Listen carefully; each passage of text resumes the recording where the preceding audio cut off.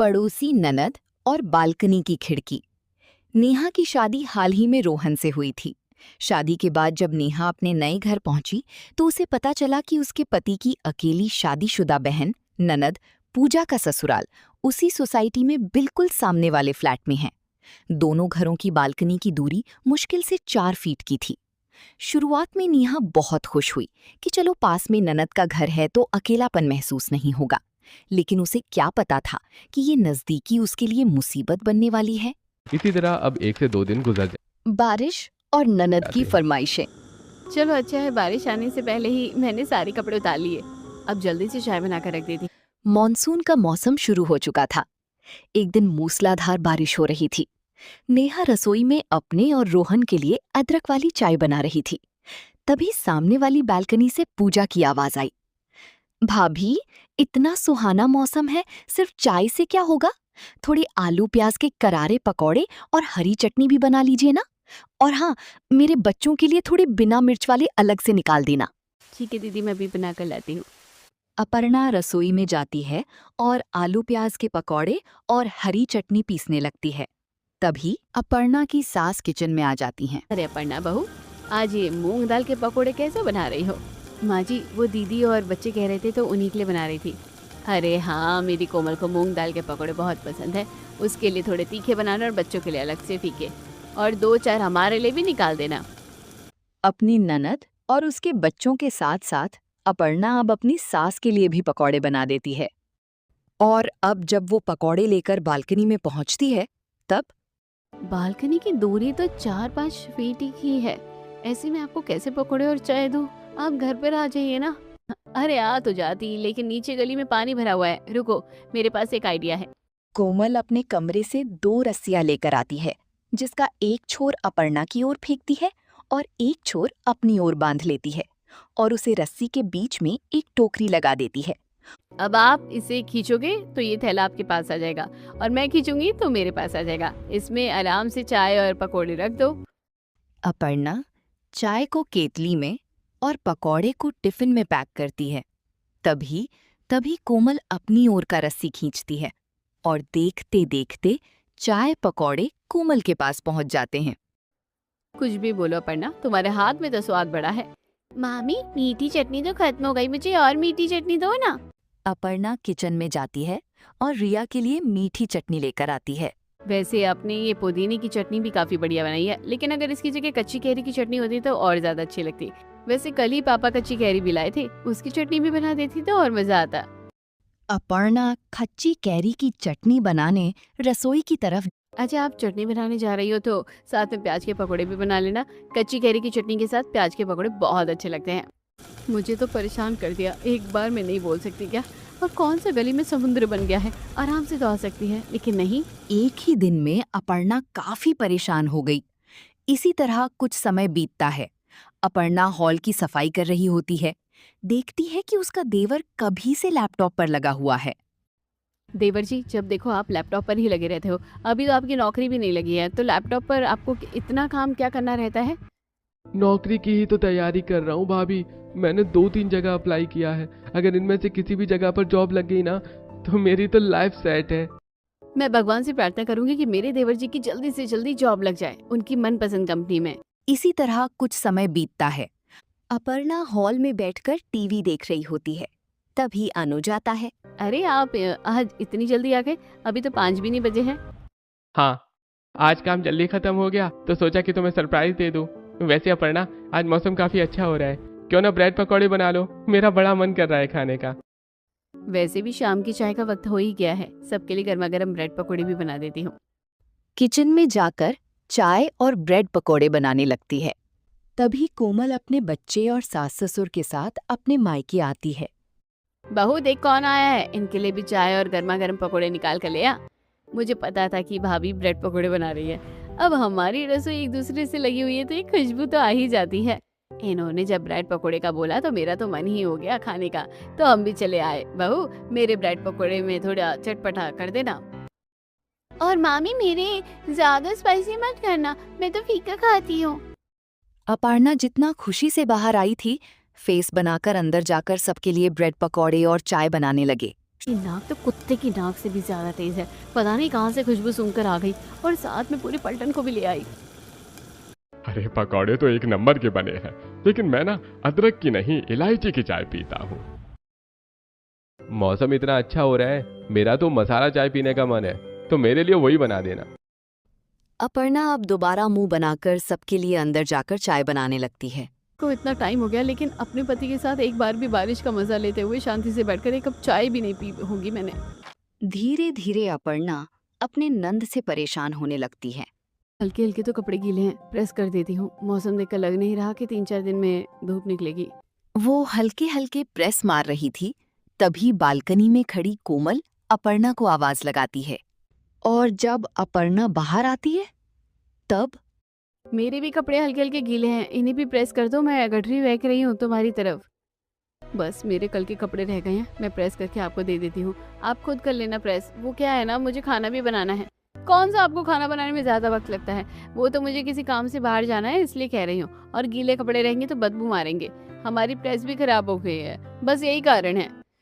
इतना कहकर कोमल अपने बड़े से कपड़ों से भरी टोकरी अपर्णा की ओर फेंक देती है। अब अपने कपड़ों के साथ साथ अपनी ननद के घर के कपड़ों की भी प्रेस करती है। मैं तो बिल्कुल नौकरानी बन गई हूँ। इस बालकनी का तो दीदी ने अच्छा फायदा उठा लिया है। धीरे धीरे पूजा ने अपने घर के छोटे मोटे काम भी नेहा पर डालने शुरू कर दिए। बच्चों की देखभाल, भाभी मैं बाजार जा रही हूँ, बच्चों को 2 घंटे अपने पास रख लो। कपड़ों की इस्त्री, भाभी मेरी प्रेस खराब है, जरा ये कुर्ते प्रेस कर देना। अनुज बुरा मत मानना, लेकिन आपकी दीदी ने मुझे सच में बहुत परेशान कर रखा है। हमेशा बालकनी में टंगी रहती है कपड़े की तरह और कुछ ना कुछ मांगती रहती है। अभी क्या ही बोलूं, मेरी बहन थोड़ी आलसी किस्म की है। कुछ महीने पहले उसकी नंद की शादी हुई है, वरना इससे पहले तो उसकी नंद ही सारा संभालती थी। कुछ दिन गुजरते हैं। एक सुबह अपर्णा अपनी बालकनी में झाड़ू लगा रही होती है, तभी कोमल बालकनी में आती है। फिर से आ गई, अब कुछ काम ना बोल दे। अच्छा हुआ कि आप मुझे मिल गई, वरना कॉल करना पड़ता। वो आज मेरी तबीयत ठीक नहीं है ना, तो आप इनके लिए और बच्चों के लिए लंच बना देना जरा। दीदी आज तो किसी का लंच बनाना ही नहीं है। रात को बिरयानी बनाई थी अनुज, तो वही लेकर जाएंगे, तो मैं जीजा जी को बच्चों को वही दे देती हूँ। इनसे बासी खाना नहीं खाया जाता है। काम करो, तुम उनके लिए कड़ी चावल बना दो और साथ में रोटी, और बच्चों के लिए आलू के पराठे बना देना। अपर्णा चाहकर भी मना नहीं कर पाती और किचन में आकर अपनी नंद के परिवार के लिए खाना बनाने लगती है। शादी के बाद बहू अपने ससुराल को संभालती है और यहाँ मैं हूँ जो अपने ससुराल के साथ साथ अपनी ननद का ससुराल भी संभाल रही हूँ। कोमल का कॉल आया था, उसकी तबीयत ठीक नहीं है, तो लंच के साथ साथ उसके और उसके ससुराल वालों के लिए नाश्ता भी बना देना। हाँ, बस यही कमी रह गई थी। मैं तो सोच रही हूँ अपना बोरिया बिस्तर लेकर उन्हीं के ससुराल में शिफ्ट हो जाती हूँ। यहाँ रहे क्यों रही हूँ मैं। ऐसे ही अब दिन गुजरने लगते हैं। अपर्णा सारे काम करके अपने रूम में आराम करने आती है। तभी देखते हैं कि बाहर का मौसम खराब हो रहा है। अब क्या करूं, कहीं बारिश ना हो जाए, सारे कपड़े गीले हो जाएंगे। ऊपर से मेरी ननद और उनकी सास भी अपनी बालकनी में ऐसे बैठी हैं, कहीं मैं बालकनी में गई तो फिर से उन्होंने कुछ कह देना है। हे भगवान बचा लेना। वह कोमल और उसकी सास को पूरी तरह से इग्नोर करते हुए बालकनी से कपड़े उतारने लगती है। तभी कोमल कहती, देखो भाभी, आज कितना अच्छा मौसम हो रहा है। आपके हाथ के चीले पकोड़े कटलेट सब खा लिए मैंने, बस मैगी नहीं खाई। जरा गर्मा गर्म मैगी बना कर ले आओ, बड़ा मन कर रहा है। दीदी घर में तो मैगी ही नहीं है और बारिश होने वाली है, तो मैं बाहर भी नहीं जाऊंगी। तो हमारे पास है ना मैगी, बच्चों की वजह से मंगा कर रखते हैं, मैं अभी लेकर आती हूँ। जैसी बहू चटोरी वैसी उसकी सास भी चटोरी, शर्म तो आती नहीं है इन लोगों को। तभी कोमल के साथ अपर्णा को मैगी लाकर देती है और अपर्णा किचन में जाकर मैगी बनाती है और उसको बालकनी में बंधी रस्सी के सहारे उनके तक पहुंचा देती है। और तभी बारिश भी होने लगती है और दोनों सास बहू बालकनी में बैठकर मैगी के मजे लेते हैं। और ऐसे ही कुछ दिन बीतते हैं। और ऐसे ही एक दिन, वाह भाभी, आज तो आपने घर के काम बड़ी जल्दी कर दिए। मैं ये कह रही थी कि मैं अपने सास ससुर के साथ बाहर किसी काम से जा रही हूँ, तो आप बच्चों को स्कूल से ले आना। दोपहर में तो मुझे भी बैंक के काम से जाना है, तो आप कल चली जाना बैंक। बच्चों को स्कूल से लाना ज्यादा जरूरी है। कोमल, अरे जाने दे बहू को बैंक, मैं तो घर में रहता हूँ, मैं बच्चों को ले आऊंगा स्कूल से। नहीं पापा, आपके जोड़ों में वैसे ही दर्द रहता है। भाभी आप ही चली जाना ना। अपर्णा चाहकर भी कुछ नहीं कह पाती है। वो दोपहर में जाकर अपने नंद के बच्चों को लेकर आती है, उनको खाना खिलाती है। बच्चों इस तरह सोफे पर नहीं कूदते, स्प्रिंग खराब हो जाएंगी। तुम दोनों नीचे उतर कर खेल लो। मामी हम तो यहीं पर खेलेंगे। मम्मी कहती है कि ये हमारी नानी का घर है, यानी हमारा घर है। जैसे हम अपने घर में रहते वैसे ही यहाँ रहेंगे। हाँ, जैसी खुद है वैसे ही अपने बच्चों को भी सिखा कर रखा है। पहले ये और अब इसके बच्चे। अपर्णा को गुस्सा तो बहुत आता है, पर अपने सास ससुर को देखकर चुप रहती है। तो वहीं दूसरी तरफ अंकित को 2 से 3 जगह इंटरव्यू कॉल आता है। नोएडा जैसी बड़ी बड़ी कंपनियों से ऑफर आए हैं मुझे। एक बार बस मेरा इंटरव्यू क्लियर हो जाए, फिर तो मेरी लाइफ सेट है। वैसे अगर मेरी नोएडा में जॉब लगती है ना, तो मुझे वहीं पर फ्लैट लेकर रहना पड़ेगा, क्योंकि रोज नोएडा से यहाँ अप डाउन करना बहुत मुश्किल है। हाँ, बस तेरी नौकरी लग जाए तो तू वहां रहने चले जाना। हम लोग फिर भी आ जाएंगे, क्योंकि ये घर काफी छोटा है। अब कल को तेरी शादी होगी, तुम दोनों के बच्चे होंगे, तो फिर घर भी तो बड़ा होना चाहिए ना। और मेरी एक कंपनी भी नोएडा के आसपास ही खुल रही है। अगर वहां पर मुझे ट्रांसफर मिल गया तो फिर तो कोई दिक्कत ही नहीं है। ये तो बहुत अच्छी बात है। कम से कम मुझे अपनी ननद और ससुराल वाले से छुटकारा तो मिल जाएगा। ऐसे ही समय गुजरता है। आज तो कोमल ने हद ही पार कर दी थी। आज तबीयत बहुत खराब लग रही है, हिम्मत ही नहीं हो रही है कुछ काम करने की। आप एक बार मम्मी से बोलकर भाभी को बुलवा दीजिए ना, वो काम कर देगी घर का। ठीक है बहू। अपनी बहू को समझाने की बजाय या खुद काम करने की बजाय कोमल की सास ने उसकी मम्मी को फोन लगा दिया। बहू, घर का काम निपटाकर कोमल के घर चली जाना। उसकी तबीयत खराब है तो उसके घर का झाड़ू पोछा कर देना, बच्चों को स्कूल से ले आना, खाना खिला देना और रात के खाने की भी तैयारी कर देना। सुलेखा, अपर्णा हमारे घर की बहू है, ना कि उनके घर की नौकरानी। और अगर कोमल की तबीयत इतनी ही खराब है तो उसकी सास भी तो काम कर सकती है ना। अब उसकी सास भी उम्र भी तो तुम्हारी जितनी है, कौन सा वो 100 साल की हो गई है। अरे बेटी का ससुराल है, ऐसे कैसे मना कर देती। जाओ बहू, तुम जाकर पहले उनका काम निपटा कर आओ। बेचारी अपर्णा अपना काम छोड़कर सबसे पहले उनके घर का सारा काम करती है, बच्चों को लेकर आती है, काम करती है और खाना बनाती बाद है। में बना लेना, पहले हमारे लिए चाय बना दो। और तेरी ननद का खिचड़ी खाने का मन कर रहा है, वो भी बना देना। अपर्णा अपने आंसुओं को छुपाकर सब कुछ करती है। कोमल, ये सब क्या है? तुम अपनी भाभी से बिल्कुल नौकरानी की तरह घर के काम करवा रही हो। अरे उनके घर कभी चले जाते हैं, कुछ बनवा कर खा लेते हैं, लेकिन इसका मतलब ये थोड़ी ना है कि तुम उनसे अब अपने घर के काम भी करवाओगी। कल को भाभी की तबीयत खराब होगी तो मैं भी उनके घर में काम कर दूंगी, इसमें कौन सी बड़ी बात है। अपर्णा को इस तरह देखकर दिवाकर को बिल्कुल भी अच्छा नहीं लगता, लेकिन अब वो क्या कर सकता था। इसी तरह कुछ दिन गुजरते हैं और आखिरकार वो दिन आ ही जाता है जिस दिन का अपर्णा को काफी बेसब्री से इंतजार होता है। नोएडा की एमएनसी कंपनी में मेरी जॉब लग गई है। मैं बता नहीं सकता आज मैं कितना खुश हूँ। और मैंने बताया था ना कि नोएडा के पास ही मेरी एक कंपनी खुल रही है, वहां पर मैंने ट्रांसफर की बात की है, तो वो कह रहे हैं कि हो जाएगा। इससे बढ़िया क्या खुशखबरी हो सकती है। अब तो जल्द से जल्द तुम दोनों भाई वहां आसपास में एक अच्छा सा घर देख लो। ये सारी बात सुनकर अपर्णा की खुशी का कोई ठिकाना नहीं होता। तो वहीं हर शाम की तरह आज शाम जब बारिश हो रही होती है तो कोमल अपनी भाभी से गर्मा गर्म पकौड़े बनवाकर मंगवाती है और आज अपर्णा कोमल को पकौड़े देते हुए काफी खुश होती है। भाभी, आप सच में मेरे लिए कितना कुछ करती हो। मुझे भी आपके लिए ये सब करना बहुत अच्छा लगता है, लेकिन अफसोस की बात है कि अब ये मैं ज्यादा दिन तक नहीं कर पाऊंगी। भाभी ऐसे क्यों कह रही हो? आप कहीं जा रही हो क्या? क्या आपको किसी ने नहीं बताया? अंकित की नोएडा में जॉब लग गई है और वहीं पास में ही इनकी एक नई कंपनी खुली है और ये भी वहीं काम करेंगे। और पापा जी चाहते हैं कि हम लोग नोएडा में घर ले लें, तो हम बस यहाँ कुछ ही दिनों के लिए हैं और उसके बाद फिर हम घर को किराए में दे देंगे।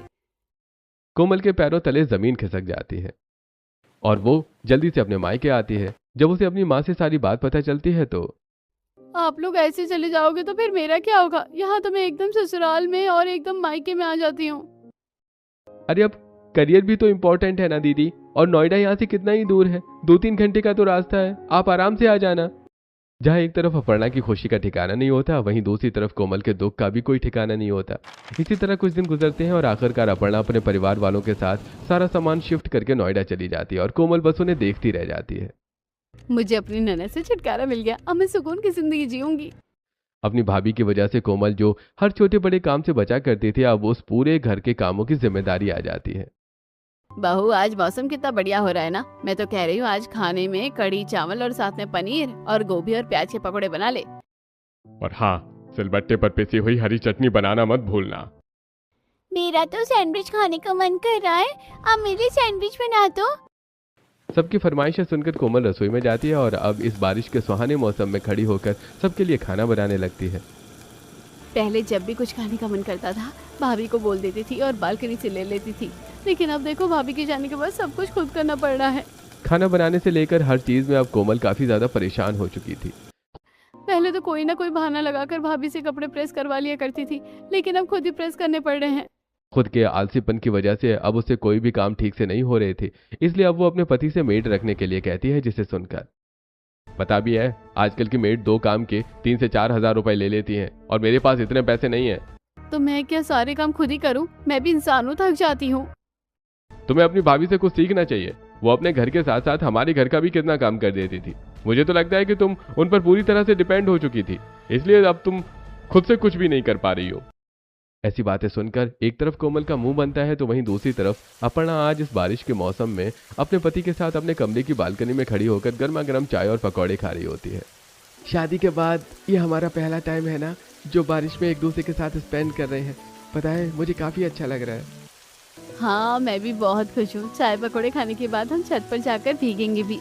आखिरकार वो वक्त आ ही गया जिसका मैं इतने टाइम से इंतजार कर रही थी। अब इस बालकनी से सिर्फ मुझे सुंदर नज़ारे और बारिश का सुहावना मौसम दिखेगा, ना कि मेरी ननद और उसके काम।